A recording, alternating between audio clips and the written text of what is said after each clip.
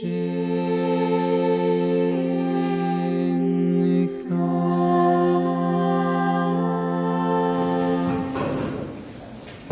gente. Vamos fazer a nossa oração para a gente preparar o nosso espírito, a nossa mente, então, para essa noite de trabalho. Eu vou convidar quem sentir a vontade a fechar os olhos, a não esquecer por alguns momentos, tudo que nós passamos no dia de hoje, principalmente o que nós temos que resolver no dia de amanhã, até porque o que nós vamos conversar aqui hoje tem um pouco a ver com isso também, né? E vamos manter a nossa mente aberta, nosso espírito livre, para que a gente possa receber tudo aquilo que foi preparado pela espiritualidade, para essa noite de trabalho, para que a cada um de nós nos seja dado um remédio conforme a enfermidade, o conforto conforme a angústia, e que nós possamos sair dessa casa hoje, dessa noite de trabalho,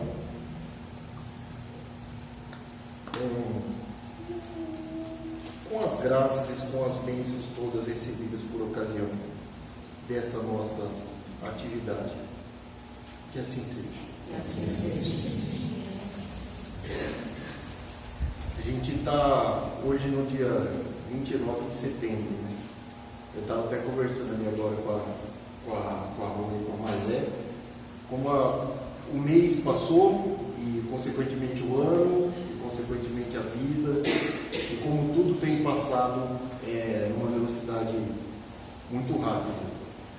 Às vezes a gente tem a sensação de que essa velocidade maior do tempo, ela vem com a idade, né? Quando a gente é criança, demora mais para passar, e à medida que a gente vai amadurecendo, o tempo vai passando mais rápido. Mas eu penso que não é bem assim, né? Eu penso que a própria evolução do mundo, as modificações que a Terra, a vida, o cotidiano nosso sofre, faz com que o tempo se encurte, ou pelo menos a percepção do tempo se encurte cada vez mais. Às vezes a gente olha na TV, né, por exemplo, e a gente vê lá o pessoal falando hoje é muito comum falar tempo de tela, né, principalmente para as crianças, né, que tem essa preocupação muito grande, mas não é só das crianças, né, os adultos também, hoje em dia tem muito dessa questão do tempo de tela. A hora que a gente se dá por conta, a gente passou ali, sei lá, seguramente um quarto do dia ali olhando o celular, seja a trabalho, seja em rede social, seja movimentando a conta bancária. E aí eu estava até reparando quando eu estava dando uma lida sobre o tema que a gente vai falar hoje, que às vezes a gente pega esse alerta, né, dos especialistas na televisão, falam, as famílias hoje não interagem mais entre si, né? Até tem algumas figurinhas na internet aí que no passado sentava-se numa mesa, a família toda, todo mundo conversando, interagindo, e hoje as pessoas não conversam, está cada um no seu celular, vendo a sua rede social. É claro que o que eu estou falando não é regra, mas infelizmente acontece com bastante frequência, e a gente vai perdendo um pouco esse contato, né?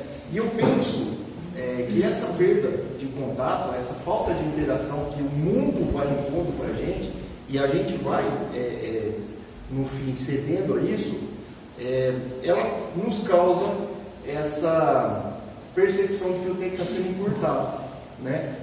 Às vezes a gente passa, ontem mesmo, eu passei um domingo que eu não fiz nada.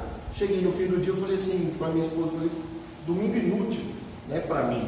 Domingo eu não fiz nada. Fiquei assistindo televisão, porque podia ter saído, ido dar uma volta no parque, e não fiz nada. E passou o domingo. Passou o domingo, um dia de descanso, um dia sagrado, um dia santo. Então, por que eu estou falando tudo isso?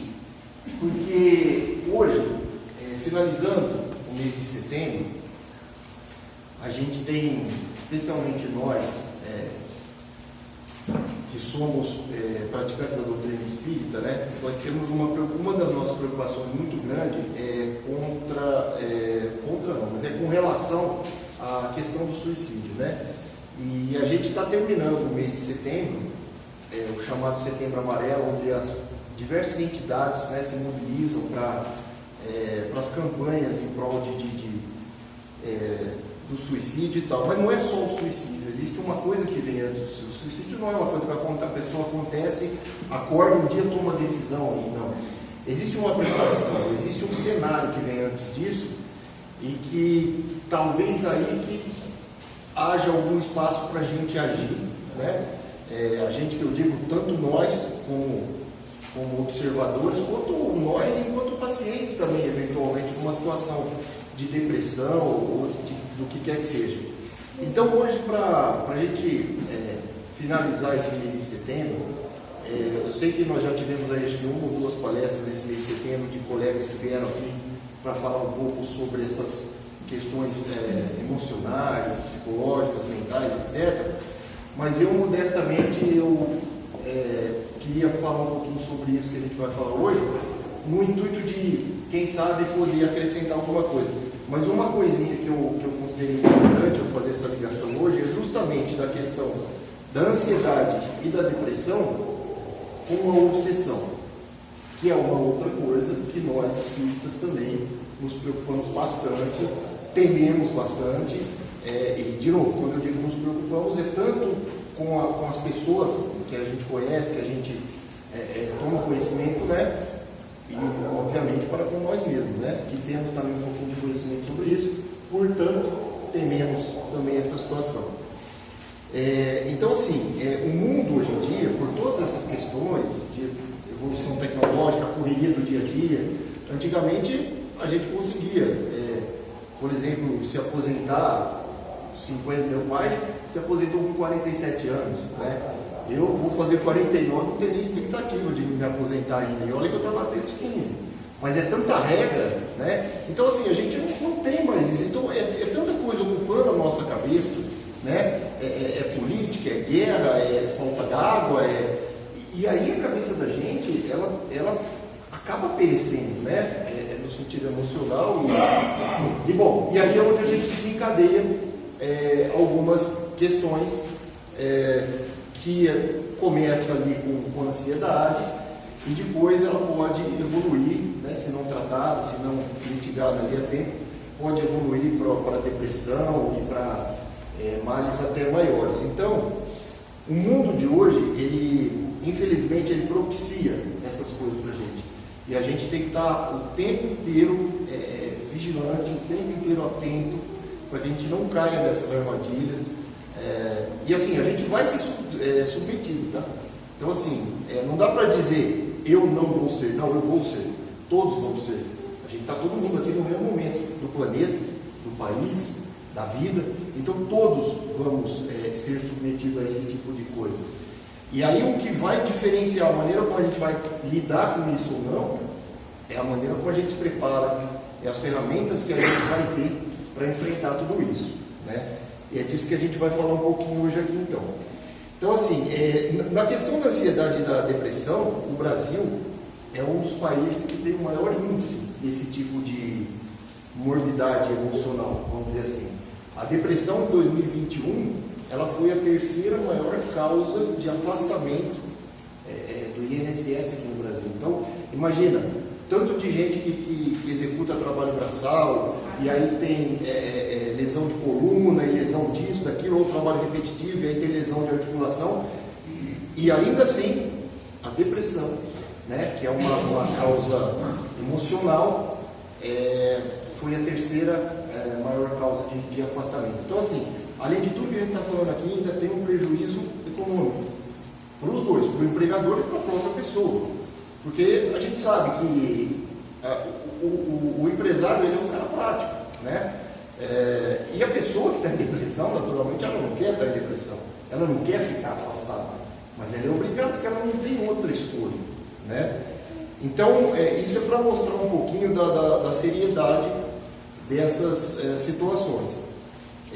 Mas o Espiritismo, ele coloca nessa situação a visão espírita, a visão espiritual, melhor dizendo, do que isso tudo pode causar e também das maneiras como a gente pode lidar com isso, sem, no entanto, que nós abramos mão da questão científica, né? Então, assim, nunca numa casa espírita séria vocês vão ver alguém, algum médico, alguma entidade, algum dirigente dizer, olha, abandona seu médico porque aqui você vai ser curado. Isso não existe. Isso não existe. Até porque nós entendemos que os médicos, os cientistas e todos os recursos intelectuais que eles têm foram também dados por Deus, portanto são divinos e a gente tem que fazer uso deles.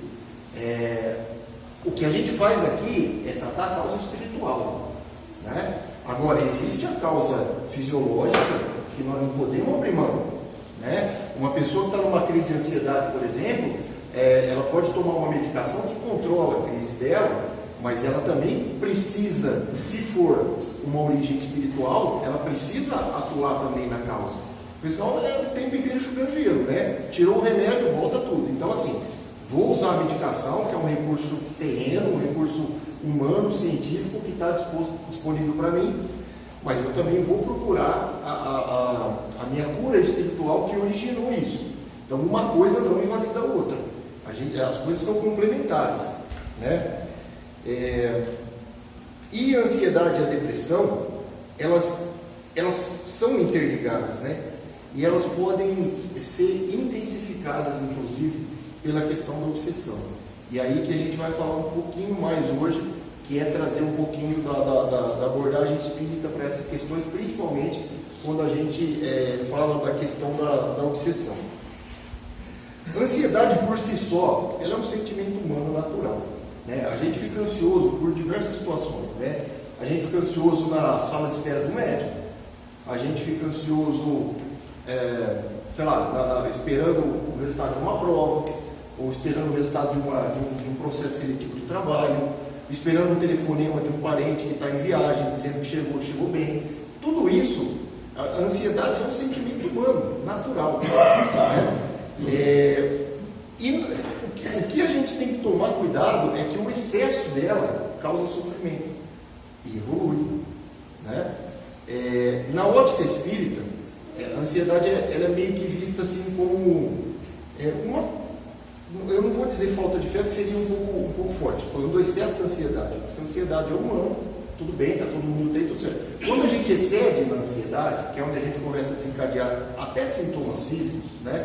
Palpitação, sudorese, enfim, coração acelerado, aí talvez, né, pode ser que haja também nesse paciente, nessa pessoa que está ansiosa em excesso, pode ser que haja ali uma falta de fé naquele momento. E quando eu digo fé, não é fé em Deus, dizer que Deus não existe, não é isso. Mas é um pouco de falta de fé naquilo que Deus pode fazer pela gente. Porque muitas vezes a gente fala, não, Deus existe, mas pô, ele não está me ouvindo, né? Por que eu estou passando por isso? Nesse momento a nossa fé está aqui embaixo. E o que a gente tem que fazer? Tomar a iniciativa para que a fé volte aqui em cima. Porque é o tempo inteiro assim. Tá? Não se sintam culpados. Tem gente que às vezes chega aqui para conversar com a gente e fala assim, mas tem momento que a minha fé fraqueja. De todo mundo fraqueja. A de Jesus fraquejou, né? E não é que a fé fraquejou assim, eu não sei se eu acredito em Deus. Eu acredito em Deus, está definido. Todos nós acreditamos. O que a gente pensa, às vezes fala assim, puxa, mas será que Deus me ouviu? Será que ele não está ocupado com outras coisas, deixou aqui? Não. Deus ouve a todos. Deus está olhando por todo mundo. Lembra? Não cai uma folha de uma árvore no mundo sem que Deus tenha conhecimento disso. Então, assim, o nosso tempo, as coisas não acontecem no nosso tempo, elas acontecem no tempo de Deus. Então, a ansiedade em excesso, ela pode ser um momento desse da vida da gente em que a nossa fé está aqui embaixo. O que a gente tem que fazer? Identificar isso e trazer ela para cima, o mais rápido possível. Porque senão é uma bola de neve, aquilo só vai sendo potencializado. Inclusive, em Mateus 6,34, Jesus ele diz a seguinte frase, né? Não vos preocupeis, portanto, com o dia de amanhã, pois o dia de amanhã se preocupará consigo mesmo. A cada dia basta o seu mal. E aí aquilo que eu falei, lembra que eu falei que a ansiedade a gente está se preocupando com o que vai acontecer. Se eu estou na sala de espera do médico, o que o médico vai falar? Se eu estou esperando o resultado de uma prova, qual vai ser a minha nota? Então a ansiedade, ela sempre está ligada ao futuro, aquilo que vai acontecer na sequência. E está tudo bem, a gente deve se preocupar, a gente precisa ficar alerta, só que nós temos que ter a medida disso. Porque se a gente ultrapassar essa medida, aí a gente começa a evoluir para alguma coisa um pouco mais séria, né? E aí, quando a gente não consegue manter esse limite, a gente começa a sofrer por antecipação. E aí isso entra num ciclo tão louco, uma coisa tão assim, olhando de fora, né, quem está no meio disso não está percebendo.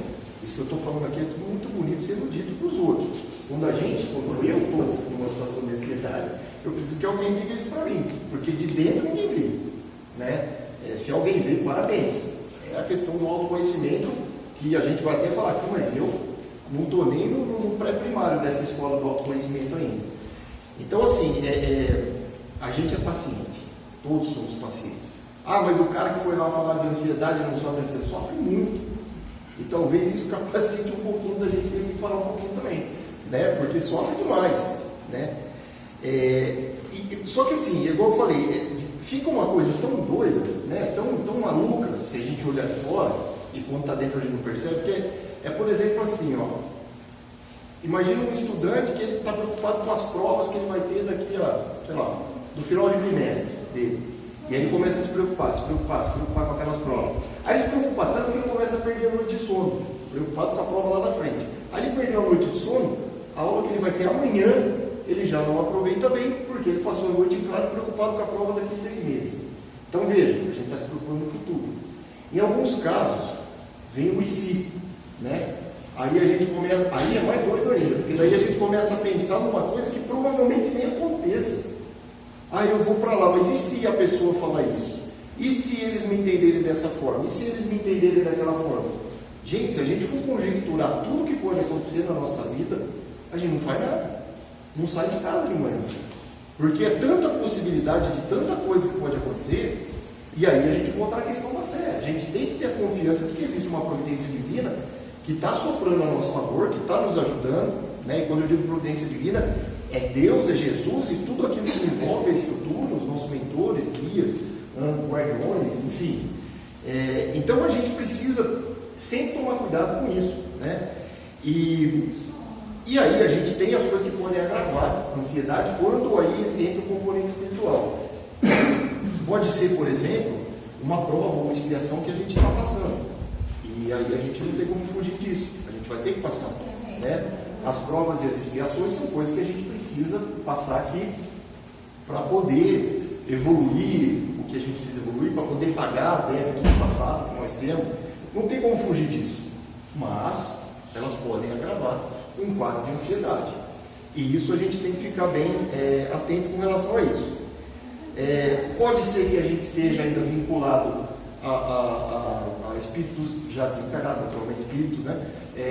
Que tinham ansiedade, e aí aquele sentimento ele se apodera da gente também, né? Isso acontece muito com os vícios também. Às vezes a gente traz alguma ligação de um espírito que tinha um certo vício, e aquele espírito, pela ligação com a gente, ele acaba nos tornando refém daquele vício também. Existe isso também, né? Enfim, em geral, o grande causador da ansiedade, que está ligado um pouquinho àquela baixa na nossa fé, é o medo, né? É o medo. Então, assim, é claro que o medo, num certo grau, ele é prudente, porque ele faz a gente ficar alerta. Mas o medo exagerado, ele faz a gente não se mover, ele faz a gente não sair do lugar. E aí começa a ser prejudicial, porque daí a evolução, que é aquilo que nós estamos tentando, vai por água abaixo, né? Aí não tem mais o que fazer mesmo.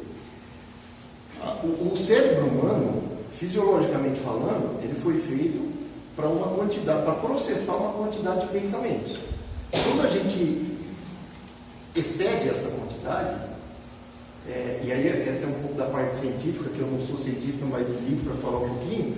Quando a gente excede essa quantidade de pensamento que o cérebro nosso foi capaz de, foi projetado para processar, é onde vem a ansiedade. Então, de novo, se eu estou me preocupando com as coisas do dia a dia, está tudo bem, está dentro da capacidade do meu cérebro, beleza. Quando eu começo a me preocupar com as coisas de hoje, e mais as de amanhã, e mais as da semana que vem, e mais as do mês que vem, aí então eu começo a sobrecarregar o meu cérebro, aí vai haver um descompasso emocional, e aí então os pensamentos eles vão se bagunçar todo, e a gente começa então a alimentar quadros de ansiedade. E aí, bom, aí é como eu disse, começa psicológico, mental, pode evoluir para físico, e aí depois a gente pode ir até para o segundo grau da ansiedade, que é a tão temida depressão, né? Ela seria já uma evolução, e aí de novo, aquilo que eu falei no começo, né? A depressão ela não cai do céu, um dia a pessoa acorda deprimida. Até pode, né? Se a gente for falar da palavra deprimido, até pode ser, mas é uma coisa momentânea.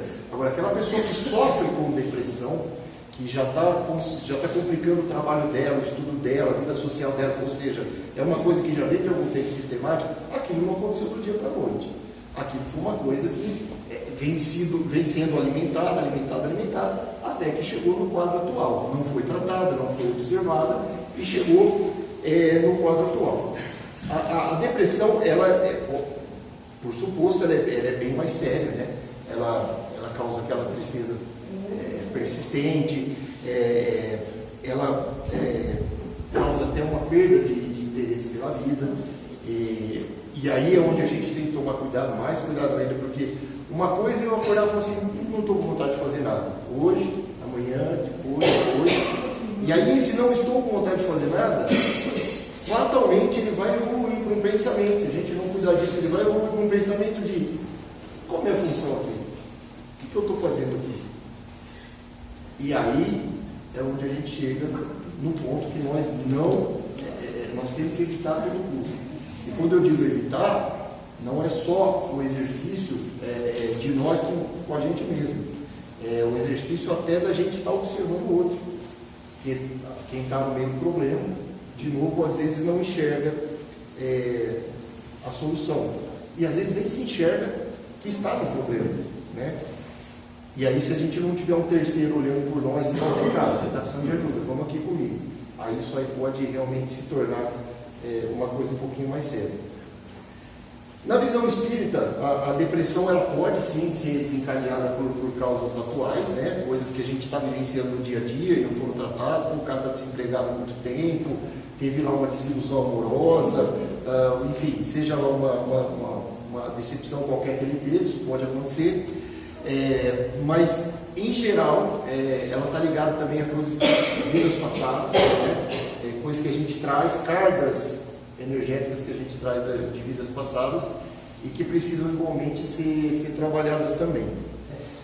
E, obviamente, influências espirituais negativas também. Quer dizer, essa questão da influência espiritual vai levar a gente para o terceiro tema, né?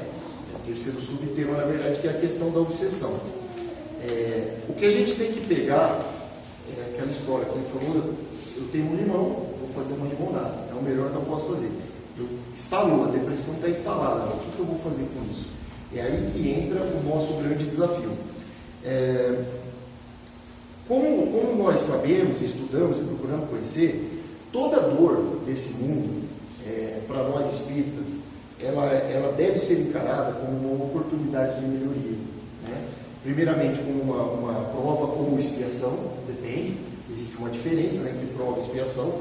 A expiação eu preciso entender por que eu estou passando aquilo, e a prova não, a prova eu preciso realmente pagar um débito que eu devo.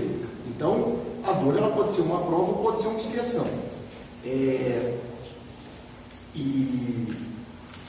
E aí Emmanuel ele diz para a gente que a dor é mestra divina, que nos ensina a erguer o próprio caminho, ou seja, o que ele está dizendo, a gente precisa pegar essa dor, precisa fazer dela o pilar de sustentação da nossa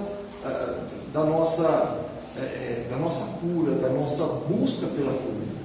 A gente precisa entender a dor, talvez seja ansiedade ou até mesmo a depressão, como uma oportunidade de melhoria, assim como eventualmente uma enfermidade que vem para ensinar alguma coisa para a gente, que vem para fazer com que a gente extraia algum ensinamento daquilo.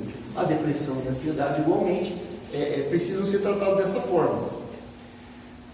E é importantíssimo a gente entender, não só a gente entender, mas a gente também passar adiante para quem a gente eventualmente conhecer num quadro já de depressão, que a depressão não tem nada a ver com fraqueza. Nada a ver com fraqueza. Tá? Imagina a gente assim, eu tenho que disputar uma maratona e hoje eu não estou com a perna boa. Eu estou ali com uma inflamação, uma coisa ali, uma artrite, um negócio ali que não vai me permitir disputar aquela prova. Isso realmente é impeditivo para eu disputar aquela prova. Isso seria uma fraqueza. Agora, outra coisa é eu dizer assim, não, eu vou disputar essa maratona porque eu preciso me superar, eu preciso fazer isso, vai ser difícil, vai ser complicado, mas eu vou fazer isso. Então, isso é um desafio.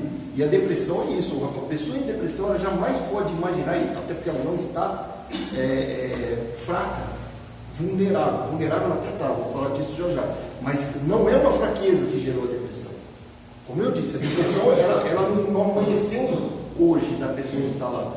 Ela vem vindo, vem se instalando dia a dia, mês a mês, ano a ano, às vezes, até que o quadro se instala. Mas aquilo não significa que a pessoa foi fraca.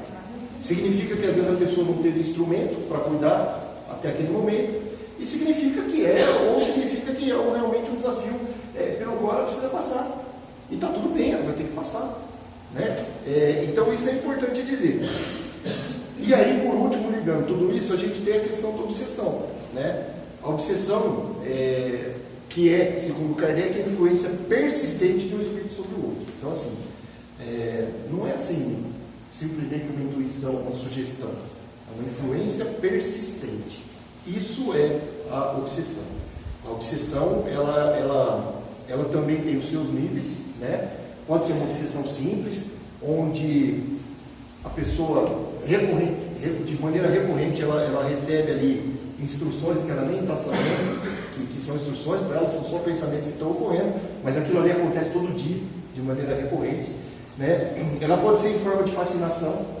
Né? Na fascinação, a pessoa é induzida ao erro, ela tem tanta certeza de que um determinado comportamento é o correto, e não é, mas ela está obsediada, que ela vai lá e cai nessa né? Ou por último, graças a Deus, mais rara, porém mais severa e mais difícil de se tratar, de se identificar, às vezes, que é a subjugação. Na subjugação, aí a pessoa está totalmente à mercê do espírito obsessor mesmo. Né? Então ela já não tem mais vontade própria, ela está totalmente à mercê dessa situação. E há uma ligação direta entre obsessão, ansiedade e depressão. Tá? Sempre há. Né? Nem toda pessoa que está ansiosa ou depressiva está obsediada. Tá? Mas, seguramente, quem está sofrendo uma obsessão vai desencadear quadros de ansiedade que, se não forem tratados, vão desencadear, podem evoluir para a depressão. Então, é tudo muito sério nesse sentido. Agora, a gente tem que entender também que a obsessão ela só vai se instalar se a gente preparar o terreno. Né? Assim como uma semente, uma muda, se o terreno ali não for fértil, a obsessão não se instala. Aí eu estava até lembrando, enquanto eu escrevi essas colinhas aqui, eu estava lembrando, muita gente aqui lembra do figura, né? O Padre Quevedo, vivia na televisão. E aí ele ficava desafiando o pessoal aí das mais diversas seitas, ele falou, manda para mim, você sabe fazer o mal, você tem condição de fazer o mal, manda para mim, pode mandar, estou desafiando, faça o mal para mim. Né? E aí alguém podia pensar, peraí, mas não existe o mal? E esse cara é louco, ele vai lá na televisão, desafia o Brasil inteiro, né? Com tanta religião e coisa que tem no Brasil, ele está desafiando o Brasil inteiro a mandar um negócio para ele lá. E aí, se a gente parar para pensar, o Padre Quevedo, fé à parte, é um sacerdote da Igreja Católica. Então não é que ele está duvidando do mal quando ele faz esse desafio. Na verdade, ele tem certeza da fé dele. Então, quando a gente tem certeza da nossa fé, não quer dizer que o mal não existe, só quer dizer que o mal não vai se instalar. É só isso. Porque se alguém dissesse, a pessoa foi lá na casa, não sei o quê, fez uma encomenda, pagou o dinheiro, fez uns trabalhos de sexta-feira, não sei o quê, mas eu não acredito nisso. Se você não acredita no mal, então não faz muito sentido você estar na casa de oração, na igreja, no templo, porque assim, se eu estou buscando o bem, é porque eu acredito que existe o mal. Né? A gente só sabe que existe a luz porque nós conhecemos a escuridão. Senão a gente não sabe, as coisas são relativas. Uma coisa leva a outra. Então, assim, se eu vou buscar a ajuda do bem, é porque eu temo o mal. E se eu temo o mal, o que é correto, se eu temo o mal, eu tenho que não medir esforço para me manter protegido, que é o que todos nós estamos fazendo aqui hoje. E aí, gente, a gente tem a questão, igual eu falei, do terreno fértil. A gente não pode preparar o terreno para o nosso estado. Como é que a gente faz isso? Frequência energética, padrões vibratórios. Do que a gente está falando? Bons pensamentos, boas músicas, bons livros, bons filmes, bons locais para a gente frequentar, bons hábitos, né? Tudo isso traz para a gente coisas boas, ao passo que o contrário disso traz para a gente também uma ligação com espíritos que estão num padrão energético diferente e que podem se aproveitar dessa situação onde a gente está fragilizado, eventualmente a gente já está fragilizado. E aí você ainda vai procurar um lugar que não tem uma frequência, um padrão vibratório muito bom, aí é juntar fome com a vontade de comer, né? Não tem muita escapatória do que dizer. Só precisamos lembrar que o obsessor não é inimigo, tá? Isso é importantíssimo. Nós, da doutrina espírita, buscamos fazer bem, caridade, etc. Nós temos que encarar os obsessores como irmãos nossos, filhos de Deus igualmente, que ainda não enxergaram a luz, não entenderam como é que as coisas funcionam, ignorantes no sentido de não conhecer aquilo que precisa ser conhecido, mas não como inimigos. Todos têm uma oportunidade de melhoria, todos, sem exceção. Claro que alguns de nós vão se adiantar mais rapidamente, outros estão mais atrasados e vão demorar um pouquinho mais, mas Deus dá igualmente a todas as criaturas, encarnadas e encarnadas, de séculos, milênios atrás, a mesma oportunidade de evolução. Então, eles não são inimigos nossos. Como diria Chico Xavier, os obsessores são irmãos nossos que precisam de carinho, de prece e de luz. E isso faz parte da caridade que a gente precisa ter também. Bom, acabamos o tempo aí, mas resumindo aqui a nossa conclusão, as coisas que a gente precisa fazer para combater isso. Primeiramente, a prece.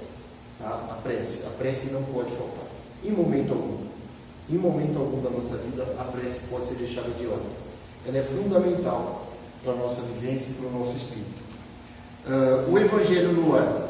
Se a gente tivesse mais tempo, daria para... Se bem que Evangelho no lar é um termo também só de palestra, mas depois a gente conversa, qualquer pessoa da casa pode instruir a qualquer um que eventualmente tem alguma dúvida, mas isso é fantástico, porque ele traz não só para os moradores daquela casa, mas para todo o ambiente doméstico, uma energia, uma luz, uma proteção fundamental. Então,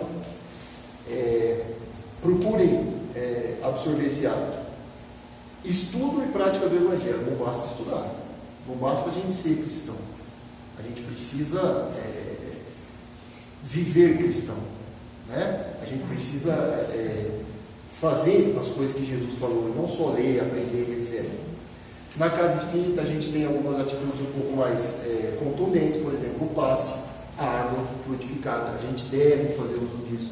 E a água é muito importante, a gente não usar água, especialmente nesses dias que estão fazendo 40 graus, não usar água do centro para matar sede. Né? Porque se para matar sede, graças a Deus, todo mundo aqui tem acesso à água tratada, vai lá no filtro, no pote, no purificador lá e toma a sua água. A hora que a gente está tomando a água, voltando na questão da fé, a gente tem que degustar aquela água, degustar não dá para falar porque a água não tem gosto, mas nós temos que tomar aquela água e dentro de nós temos que ter a certeza de que ali existe a medicação certa para cada um de nós, para cada aflição nossa, e de que aquela medicação, à medida que ela vai adentrando no nosso organismo, ela vai se espalhando e cuidando para que sane aquilo para o que ela foi fluidificada para cada um de nós. A mesma água que eu tomar, o Eider pode tomar, mas ela vai ter um efeito para mim e outro para ele, porque ele está precisando de outra coisa. E está tudo bem, porque a espiritualidade sabe disso. Só que a gente tem que tomar água com um pouco mais de fé. Não adianta pegar água fluidificada, meter 300 ml para baixo que eu estou com sede. Aí a gente pega no pote. A gente tem que beber, pode ser um dedo de água, 100 ml, mas com a certeza de que aquilo está fazendo o efeito. A mesma coisa o passe. Eu tenho que sentar ali, me concentrar ao máximo, abrir o meu coração, minha mente, meu espírito e deixar a energia fluir através dos médiuns, que são os mediadores entre o plano espiritual e o plano físico. Do contrário, não faz sentido a gente estar aqui, se a gente não acreditar que essas coisas estão realmente fazendo sentido na nossa vida. A caridade, nem preciso falar, é um trabalho buscando bem ao nosso irmão. Isso aí é uma coisa que eleva absurdamente a nossa frequência e afasta o mal, né? E o autoconhecimento. A gente gente precisa se conhecer, até para poder saber o momento em que a gente não está normal, se entender necessidade de ajuda e então sair em busca dessa ajuda. Tá? Para fechar, gente, a conclusão disso aqui é o seguinte: a depressão, em geral, é excesso de passado. É a gente preso a coisas do passado e ainda está remoendo aqui. A ansiedade é excesso de futuro. Né? É a gente estar preocupado com coisas que vão vir amanhã e que eventualmente nem vem. Às vezes a gente tem uma preocupação e nem vai acontecer, né? Aquilo lá. E a gente tem que ter em mente sempre que existe uma providência divina cuidando de cada um de nós, olhando por cada um de nós, preparada para atender as nossas preces, para nos ajudar. E principalmente a gente tem que ter a certeza de que não existe noite tão escura que não seja seguida de uma manhã de sol. Não existe tempestade que não seja seguida de um céu azul maravilhoso. Pode demorar, mas vai acontecer. Não existe noite eterna, não existe tempestade eterna. Então, primeiro, se a gente vier aqui resumir tudo isso aqui em uma frase, eu diria para vocês o que Santo Agostinho disse lá no Livro dos Espíritos, questão 919, é um número fácil de decorar, leio, é uma página inteira, mas é maravilhosa. Fiquem vigilantes. Fiquem vigilantes. Se a gente estiver vigilante, a gente vai entender qualquer anormalidade acontecendo com a gente e automaticamente a gente vai em busca de ajuda. Então isso resumiria tudo que a gente falou aqui, tá bom? A gente está terminando o mês de setembro, como eu disse, vamos iniciar outubro, que vocês tenham uma semana de paz e bênçãos, assim como um novo mês maravilhoso, cheio de luz, de paz, de bênçãos. Fiquem vigilantes, se mantenham atentos e a qualquer sinal de um comportamento que não seja de vocês, por mais bobo que possa parecer, busquem ajuda, busquem auxílio, busquem esclarecer, para a gente não deixar aquela situação, né, se espalhar e gerar um mal que fica um pouquinho mais difícil da gente depois conseguir contornar. Tá bom? Fiquem com Deus, uma boa semana, que Deus ilumine a todos. Um grande beijo para todos também, viu? Obrigado.